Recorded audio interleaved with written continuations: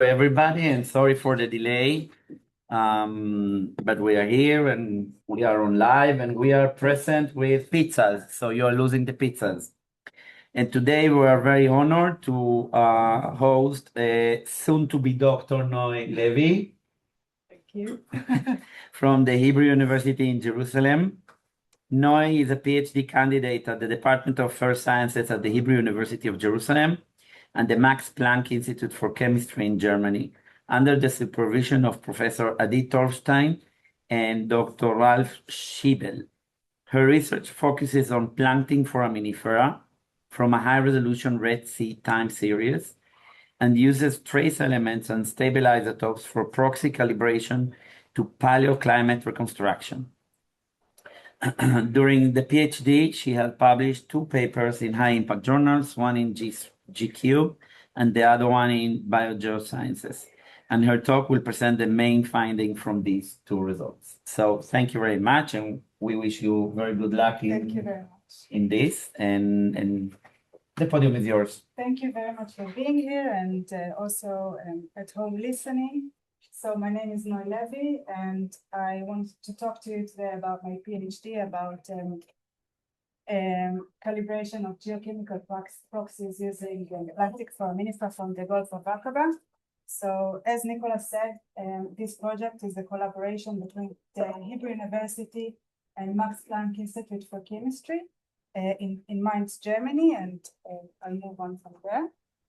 So quickly, before moving to the geochemical part, I want to just briefly introduce plankton foraminifera. They are single-celled marine organisms. Wait, sorry, can't see here. No. Like that. Yeah. Yeah. So they're single-celled marine organisms. They have a calcite shell. So why is it not working? Oh, they have a calcite shell. So they build their shell from the water in which they live in. They build their shell one chamber at a time. So this F chamber, as you can see here, is the final chamber. Can you see me? I think because you're moving your sorry. Can you see it now? Yes. Yes. Okay. So the final chamber is the last one to calcify, and then F-1 is the previous one, and so on. Some of them have symbiont, and importantly, they are not uniformly distributed in the water column. Some reside in the surface mixed layer, some in the thermocline or underneath the thermocline, with other groups of the plankton foraminifera in high productivity regions and high latitude regions.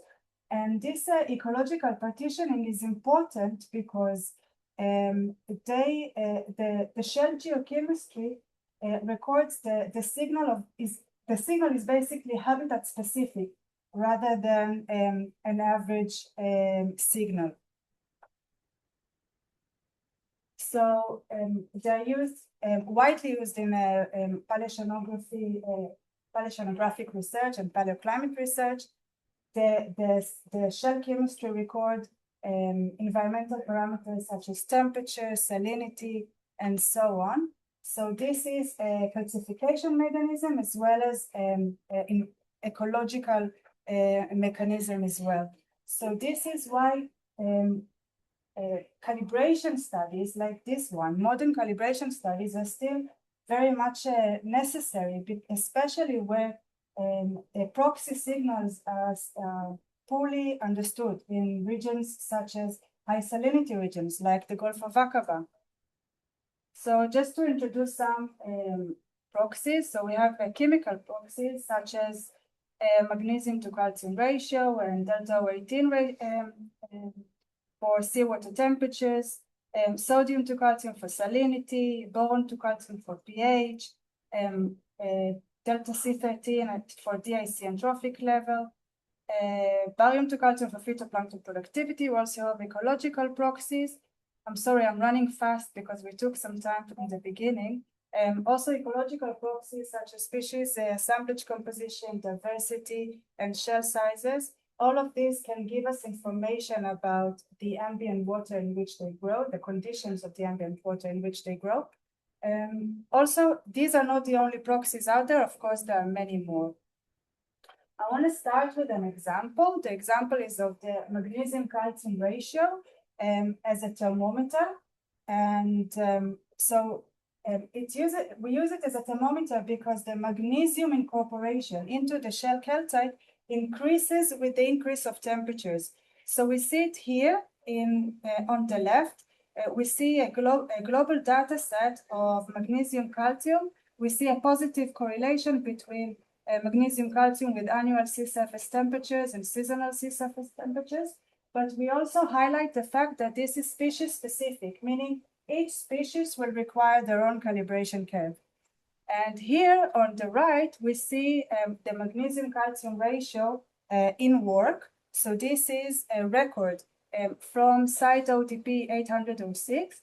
And we see in the orange triangle is modern sea surface temperatures. And in this study, they took the magnesium calcium ratio from Sacculifer, T. sacculifer, who's a planktic foraminifera species, and were able to reconstruct temperatures all the way back to 5 million years ago. So this is a very powerful tool. Saying that, if we compare the orange curve, that this is the magnesium calcium ratio, with the black curve, the black curve is text ATC, another temperature proxy. We see that it's not always the same. So still, we understand that those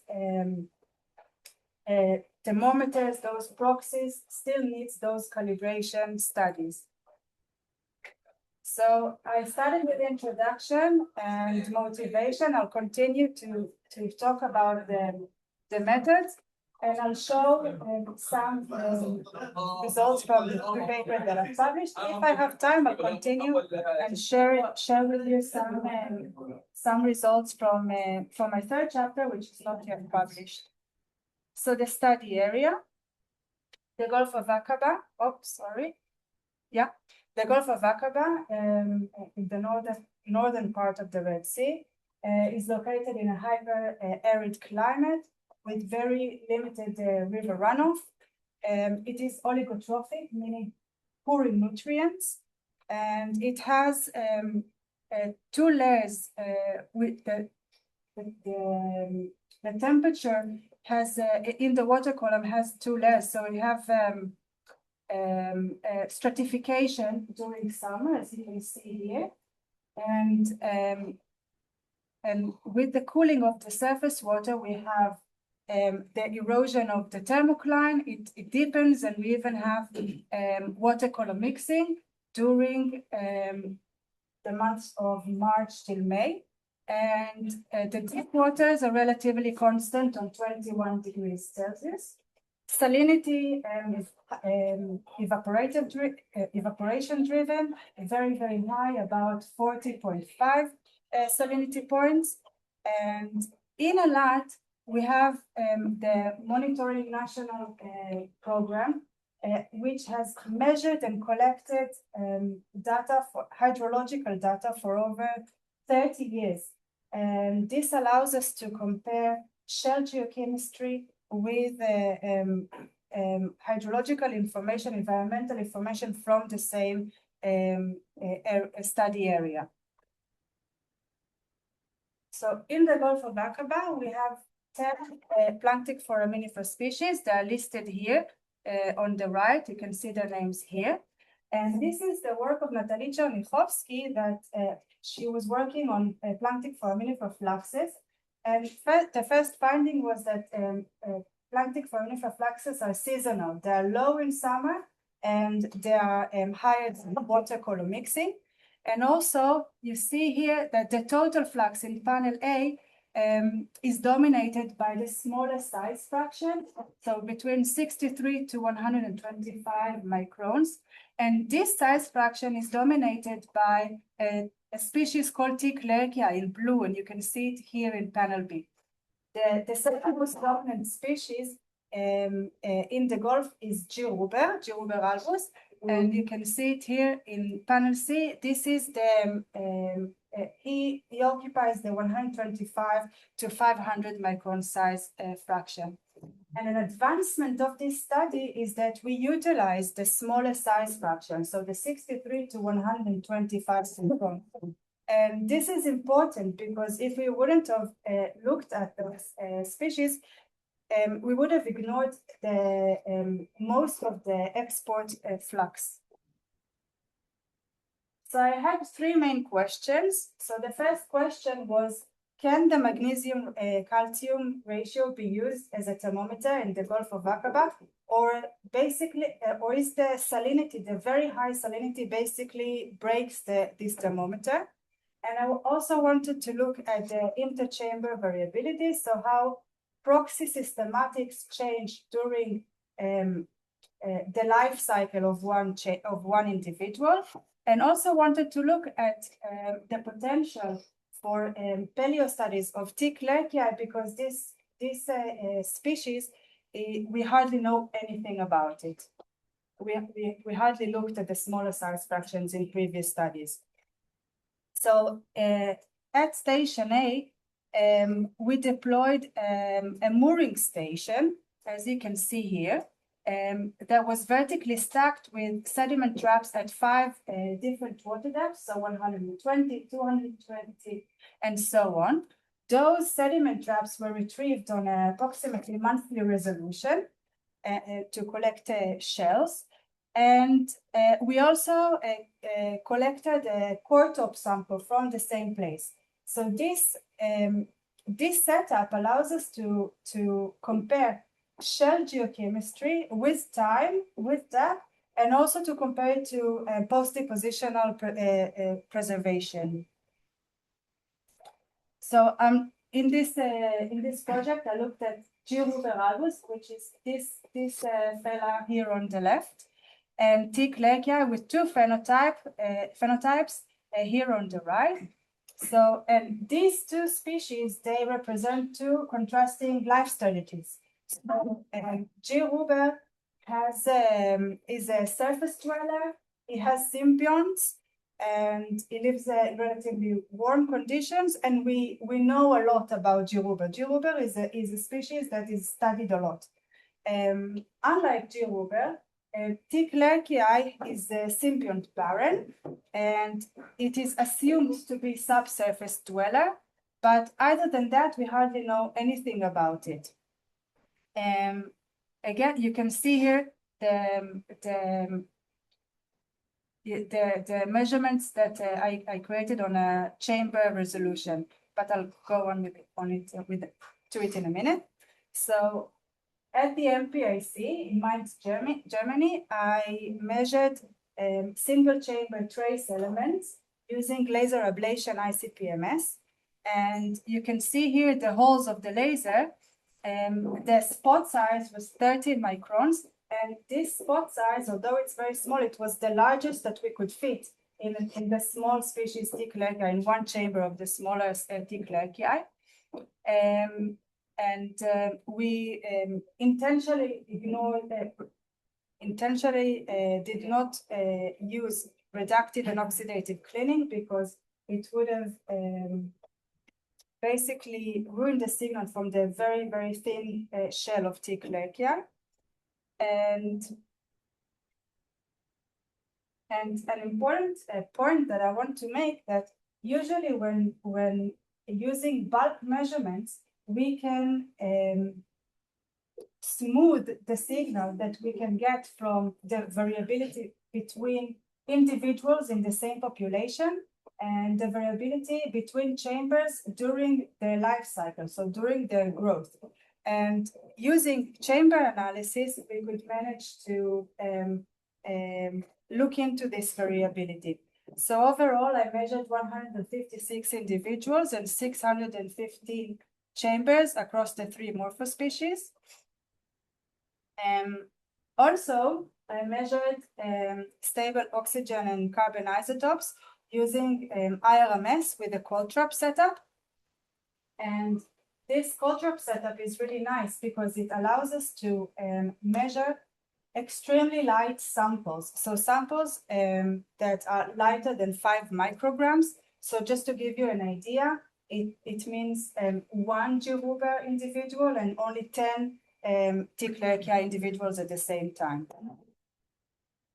So moving to the results for the first paper, I wanted to ask, can we still use magnesium calcium as a thermometer in high salinity regions? I'm showing here the salinity, global salinity map. And as we can see, the darkest red is 38 salinity points. In the Gulf of Aqaba, I want to remind you, we have 40.5, sometimes even more salinity points. So I measured Geohuber and T. clerkii on a monthly resolutions, and I tested the local and global calibration. Again, we have, I just want to remind you, summer stratification and winter-spring mixing, and that flux, as you can see here, they rise during water column mixing, and they're very low during summer. So the first observation from the magnesium calcium and the mean magnesium calcium ratios is that the values that we get in the Gulf of Aqaba are very, very, very high compared to other regions. And this could not be explained by diagenesis or post-depositional recrystallization. So this is a salinity effect. And just to give you an idea, Geohuber is measured in magnesium calcium, and Geohuber is measured in other oceans between 0.5 to 5 millimoles per mole. Here we measured sometimes 20 millimoles per mole and even higher than that. So much higher. Looking at the magnesium calcium ratio time series, we see that in Geohuber, in panel B, so the yellow curve, we see that it follows the trend of the mixed layer temperatures in the upper column in black. So this is a very nice observation. We were hoping to get something like this because it means that it follows temperatures, and we can use magnesium calcium ratios in the Gulf of Aqaba, even with the high salinity. For T. clerkii, on the other hand, the picture is completely different. We don't see this seasonality in the magnesium calcium ratio, but we rather see an increase during water column mixing. And I think that the reason for that is ecological. So T. clerkii dwells underneath the thermocline. In Elat, it means relatively constant 21 degrees Celsius. It is exposed to constant conditions, water column conditions, and during water column mixing, it is exposed to different water column, for example, upper water column water, and it records that. So it could be ecological. After applying our magnesium calcium ratios to known calibrations, we received calculated temperatures that were much different than those that were measured in real time at the Gulf of Aqaba. So we went on to create a local calibration. So this one is an exponential calibration for Geohuber, and it is a very high salinity, so 40-41 salinities, but you can apply it to other high salinity locations as well. And we also took our data from Elat and added it to Metzger data from 2018, who also have high magnesium calcium ratios, and added it to Gray et al. Global compilation. And this point is important because until now, high magnesium calcium values were either excluded completely from the calibration framework or treated as an anomaly. And now we say, no, these high magnesium calcium values, they belong inside the calibration framework, and we just need to adjust, we need to better adjust for high salinities as well.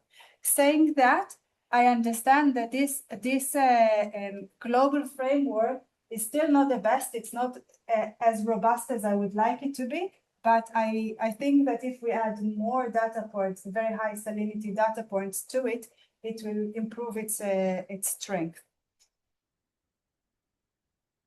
So the second paper builds directly on the first, but it is much broader in scope. So if I only looked at mean magnesium calcium ratio at the first paper, now I'm looking at multiple trace element ratios, as well as looking at the chamber specific values, so interchamber variability.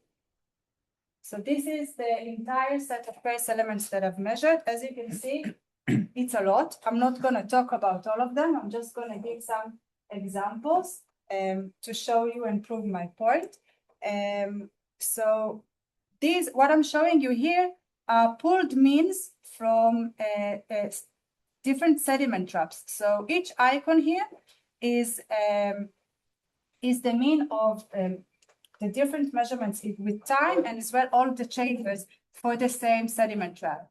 And pooled means of sediment traps are element specific and species specific. And what I mean by that is that I want to explain myself with an example. So if we look at the barium to calcium ratio, and we see that pooled means of G. Ruger falls under a small range compared to T. Clerkii, that the range of pooled means of sediment traps, it has much larger range. But if we go and look at iron to calcium ratio, we see that all three morphospecies, the pooled means follow under a very narrow range of values. So this is species specific and element specific. Also, I was comparing it to the core top samples. And in some cases, core top samples values differ significantly from water column samples, like you can see here in the iron or in the titanium to calcium, mainly in the lithogenic elements. And this is very important because when you go and make your paleo study, you want to make sure that the signal that you're measuring in the sediment is actually recorded, was attained in the water column and not from the sediment itself. So you need to make sure to always compare that. Looking at the chamber level, we dive deeper. We see that there's this prominent increase during water column mixing in all of the chambers, but it's more, it's stronger in T. Clerkii.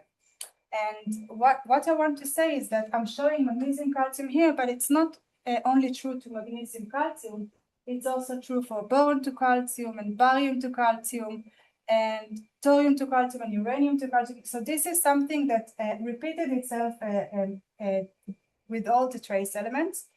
And on one hand, this increase to this water column mixing anomaly, I call it, hampers the identification of any seasonality. But on the other hand, I want to propose this as a proxy for water column stability, for mixing, especially in T. Clerkii. Another observation is that interchamber variability is structured. And what I mean by that is that the final chamber usually show different values compared to previous chambers. So as we see here, the final chamber is in orange, and in G. Ruger, it's usually has lower values compared to F-1 and F-2. In T. Clerkii, both big and encrusted, it's the opposite, and the final chamber usually has higher values compared to previous chambers. And again, this observation goes back to, not only to magnesium calcium, but to other trace elements as well. So the question is why? Why the final chamber is different than previous chambers? So maybe it's not fully calcified, maybe it's not finished building, but also why it looks different, the mechanism looks different between G. Ruger and T. Clerkii. Maybe they have different calcification mechanisms.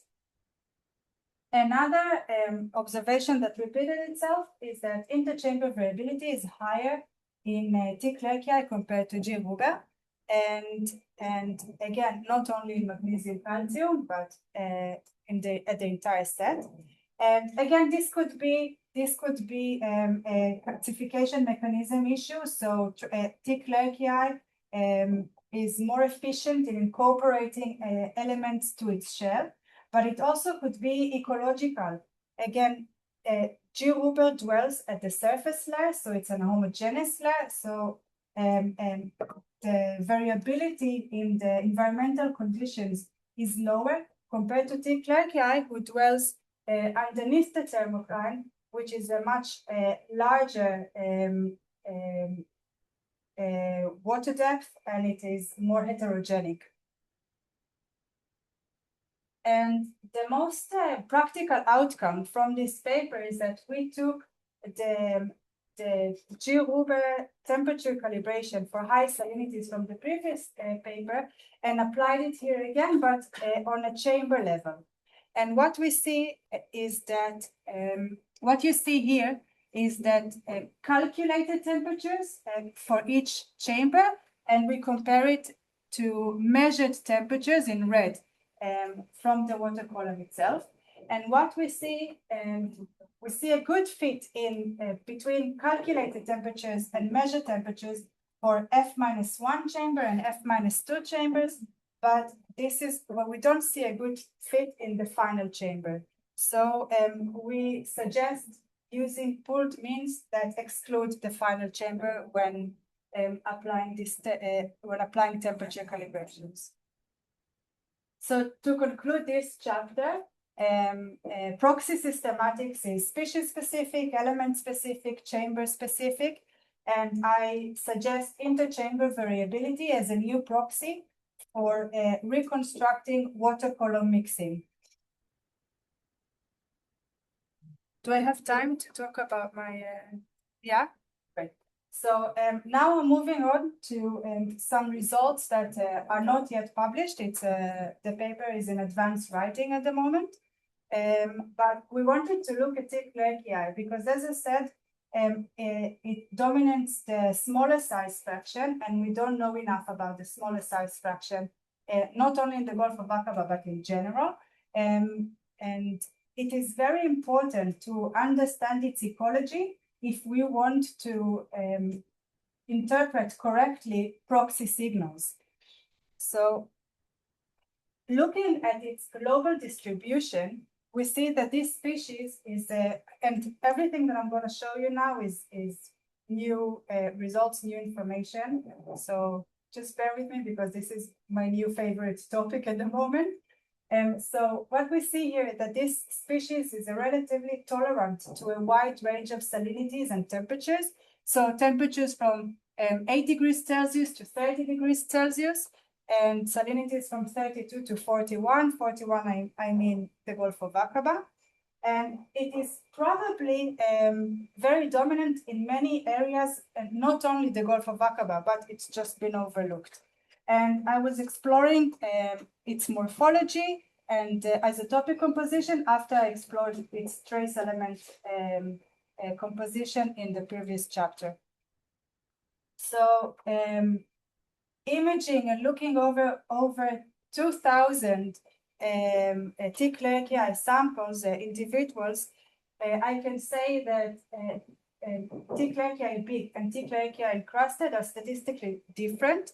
The big is actually bigger, as you can see here, and the encrusted, AR stands for aspect ratio. So the encrusted type is more of an egg-shaped rather than big was more rounder. Looking at SEM imaging and nanosims, we see that big, thick layer big has one layer to its shell, like you can see here in panel 1, and thick layer encrusted has 2 layers, as you can see here. Also, from nanosims measurement, we see that the inner layer and exterior layer of the thick layer encrusted have different chemical composition. So what I show you here, wait, I've lost my, is that the inner layer has lower calcium concentrations compared to the exterior layer. And the final observation is that the exterior layer is calcified while it's still alive. And as you can see here, the pores are still open. You see it here in panel 3, the pores are still open. And because from those pores, the thick Lerchiae send out cytoplasm shoots, it collects its food and bring it back into the shell. So if it wants to continue feeding, these pores should stay open. And this strengthened the theory that the exterior layer is actually a gametogenic layer, meaning it was reproduced, it was calcified after reproduction, sorry. So I think that thick Lerchiae big and thick Lerchiae encrusted represent two life stages of thick Lerchiae, so before reproduction, big, and after reproduction, encrusted. Looking at the encrusted big abundance ratio, we see a nice trend. So it's higher during warmer months and lower during colder months.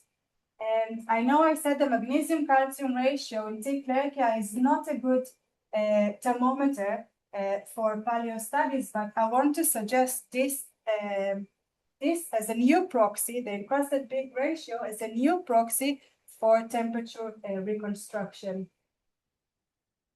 And I also looked at the isotopic composition of an oxygen isotope and carbon isotope. So we look at the oxygen isotope in the shell in order to gain insight on the calcification temperature. So what was the temperature when it calcified its shell? And from that, hopefully, to understand calcification depth. So I just want to say it out loud. Higher calcification temperatures mean lower delta O18, and lower calcification temperatures mean higher delta O18. And here I show this is a time series of delta O18 of thick Lerchiae big in blue and thick Lerchiae encrusted in purple. G. Ruber for comparison in red, and also two planktic foraminifera models. So this is just calculated. And what would be in green is what would be the delta O18 of the shell of an individual that calcified its shell in the temperatures that are found in the 450 meters water depth. So 21 degrees, steady 21 degrees. And the orange curve is of the delta O18 of the shell of a species that would have calcified its shell at the temperature of the surface, the most upper layer, so 0. And while G. Ruber in red, we see this very nice trend like the surface species, the orange. With thick Lerchiae, we actually see something interesting. We would have expected much heavier delta O18, and this is not the case. And so we think perhaps this is due to vital effects or kinetic isotopic fractionation. And if so, if it is kinetic isotopic fractionation, it could explain also the very high trace element ratios that we've measured before. But still, this part remains unresolved. And lastly, the delta C13 is measured in order to gain insight on the trophic level. So photosynthesis raises the delta C13, and respiration lowers the delta C13. And what we see here, again, I compare thick Lerchiae, big in orange and encrusted in blue, to G. Ruber in green. And what we see, first of all, we see a very nice species-specific trend, and it makes sense that G. Ruber has higher delta C13 because it dwells at the surface layer, it has symbionts, so it consumes nutrients that have higher C13 in them, carbon source. And T. clerkii, from these results, we believe that it expresses a detrivorous lifestyle. So it dwells underneath the pycnocline and is consumed is consuming carbon or nutrients that are very, very depleted. And with that, I'll finish.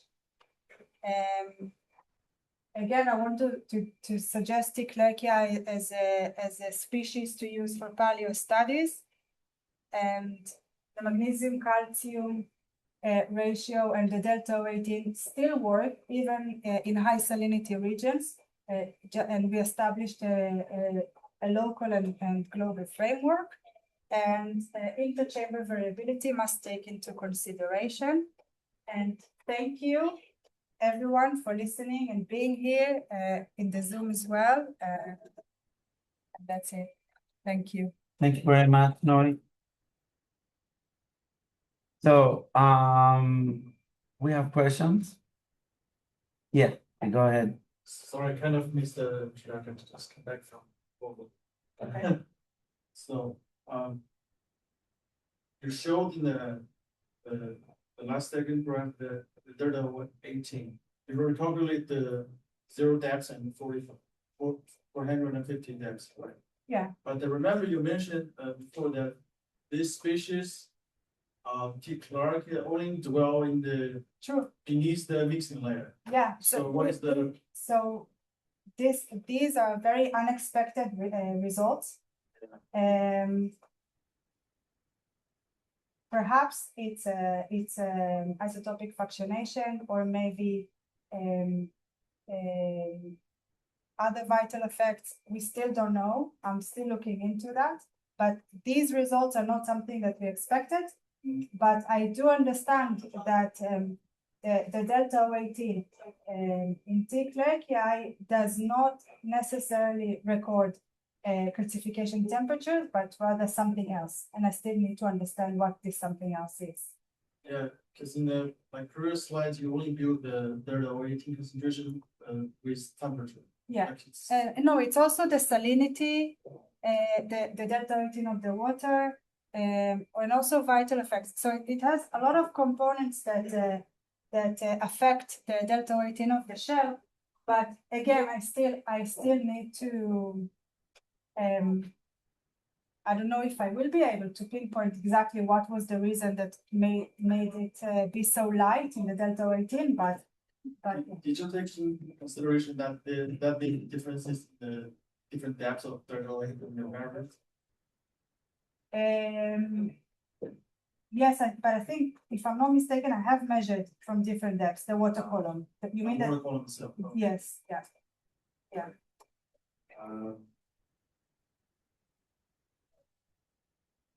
Second question. The second question, I remember there are some because your study is mainly focused on the inner chamber differences, right? Highlight these differences. But I remember there's another presenter 1 year ago, also she mentioned that if you measure the from the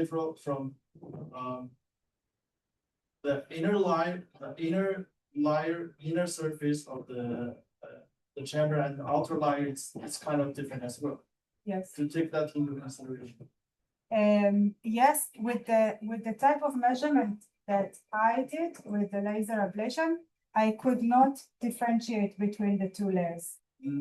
So I could not do that. But in some cases, the T. clerkii big and the T. clerkii encrusted, they don't show a lot of difference when it comes to the trace element ratios, for example. So you can use both of them. Okay. On Zoom, if there are questions, so just pop right now. Usually, I know. Sophie, do you have a question? Yes, I would like to ask. You had a First of question, all, Rinio. thank you for the very interesting lecture. Wait, Sophie. Can you speak out loud? Yeah, can you hear me now? Barely. No, we Can don't you- really hear you. I'll Like, try. really, we don't hear you. I'm sorry. Now it's better? Just a moment. And also, we have only 4 minutes. Oh, But I can hear you now. okay. I hear you double. Is it okay now?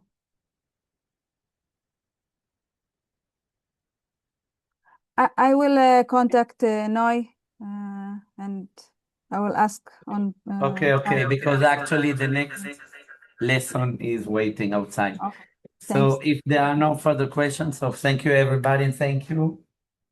Thank you very much. And sorry for the delay at the beginning, and have a good continuation. Bye, everybody.